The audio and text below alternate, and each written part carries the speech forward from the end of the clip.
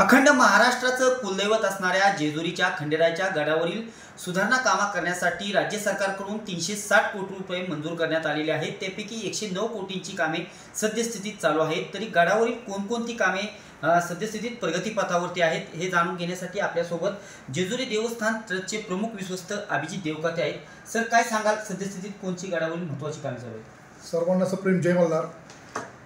महाराष्ट्र शासनाच्या वतीने आणि महायुती सरकारच्या वतीने श्री मार्तंड देव संस्थान येथे तब्बल 360 कोटी रुपयांचा विकास आराखडा मंजूर झालेला आहे। त्यातील 109 कोटींची कामं सद्यस्थितीला सुरू आहेत आणि ते अंतिम टप्प्यामध्ये आहेत। येत्या जून महिन्यापर्यंत तेही कामं पूर्णत्वाकडे जातील अशी आम्हाला खात्री आहे। ह्या कामाच्या माध्यमातून आपण जे काही पायरी मार्ग असेल, गडामध्ये जे काही दगड असतील, म्हणजे एक पुरातन स्वरूप मंदिराला प्राप्त व्हावं अशा स्वरूपाची कामं या मंदिरामध्ये सुरू आहेत। जेजुरीमध्ये दर्शनासाठी देशभरातून लाखो भाविक येत असतात। कुठेतरी त्यांची राहण्याची गैरसोय होत असते। यासाठी भाविकांसाठी येणाऱ्या काळात अशी जे ट्रस्ट आहे याच्यावरती काय करण्यात येणार आहे, कोणती योजना आहे? खरं तर श्री मार्तंड देव म्हणजेच खंडोबाळ आहे, हे 18 पगड जाती आणि 12 भुजरांचा देव आहे। त्यांचं कुलदैवत आहे। मोठ्या भक्तिभावाने श्रद्धेभावनेने लोक आपला कुलधर्म कुलाचार करण्यासाठी इथं जेजुरी नगरीमध्ये येत असतात। आपले जे गाराणं देवाला सांगत असतात। अशामध्ये ह्या भाविकांमध्ये सर्वच काही भाविक श्रीमंत नसतात। त्यातली काही म्हणजे मी तर म्हणतो 80% भाविक गोरगरीब कुटुंबातून येतात।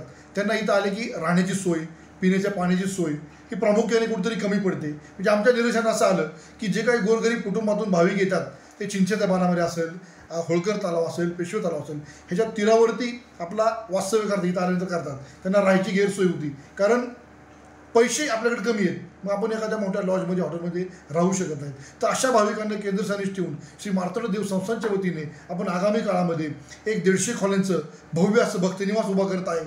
आणि पालखी तळापाशी आपली जी जमीन आहे तिथे आपण हे भक्तनिवास बांधत आहे।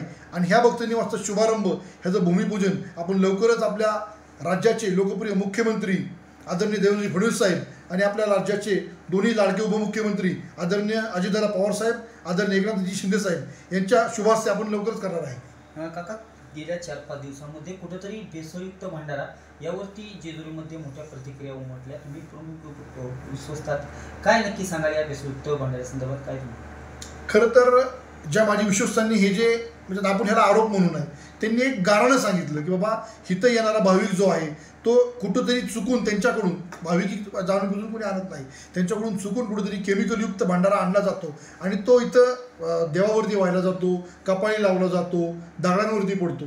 तर मोठ्या प्रमाणात दगडाची झीज होते आणि त्वचेला लागून त्वचेलाही काहीतरी विकार होऊ शकतात, अशी भीती कुठेतरी त्याही विश्वासांना आहे। आम्हालाही तीच भीती आहे, कारण येणारा प्रत्येक भाविकाबद्दल आमच्या मनामध्ये तेवढी श्रद्धा आहे। कारण आपण बघितलं की जेजुरी देवस्थानला येणारा भाविक आहे, ह्या भाविकांवरतीच श्री जेजुरी नगरी असेल ह्यांची अर्थव्यवस्था ह्याच्या डिपेंड यांच्यावरती। तर कुठेतरी त्या येणाऱ्या भाविकांनी इथं येताना एक स्वच्छ पद्धतीचा भेसळयुक्त भंडारा त्यांनी घेऊन यावा, जेणेकरून त्यांच्याही त्वचेला हानी होणार नाही आणि देवाच्याही मूर्तीला, देवाच्या मंदिराला कुठेही त्याचा काही उपद्रव होणार नाही, अशी विनंती आपण आपल्या चॅनलच्या वतीने सर्व भाविकांनाही करत आहे। आणि जे कोणी व्यापारी असतील त्यांनाही विनंती करतो की आपण लोकांना जो भंडारा देता, लोक श्रद्धेने येतात, तर त्यांना तुम्ही भेसळयुक्त भंडारा द्या, केमिकल विरहित भंडारा द्या, एवढीच त्यांनाही मी विनंती करतो। नक्कीच हे होते जेजुरी देवस्थान ट्रस्टचे प्रमुख विश्वस्त अभिजित देवकाते। तर 360 कोटी रुपये राज्य सरकारकडून मंजूर करण्यात आलेले आहेत। तर 109 कोटीची कामे ही प्रगतीपथावरती आहेत आणि मुख्यमंत्री यांच्या उपस्थितीत किंवा मंत्रिमंडळात येणाऱ्या काळात 360 कोटी रुपये बी नक्कीच मंजूर होतील आणि लवकरात लवकर ती कामे चालू होतील। त्यानंतर खऱ्या अर्थाने जेजुरीमध्ये 124 खोल्यांचे जे भक्तनिवास होणार आहे, यासाठी मुख्यमंत्री असतील, दोन्ही उपमुख्यमंत्री असतील, यांच्या उपस्थितीत मोठा कार्यक्रम होणार आहे। आणि जो भेसळयुक्त भंडाऱ्या संदर्भात ज्या प्रतिक्रिया उमटत आहेत, या संदर्भात आमचा विश्वस्त मंडळाचा भेसळ जी भंडारा होते त्याला पूर्णतः विरोध आहे आणि जास्तीत जास्त भक्तांना चांगल्या पद्धतीचा भंडारा देण्याचा आमचा प्रयत्न राहील आणि आमचा जे काही आरोप झालेले आहेत त्यांची मागणी ती रास्त आहे, असं देखील विश्वस्त यांनी म्हटलेलं आहे। दीपक कापरे, TV9 मराठी, जेजुरी।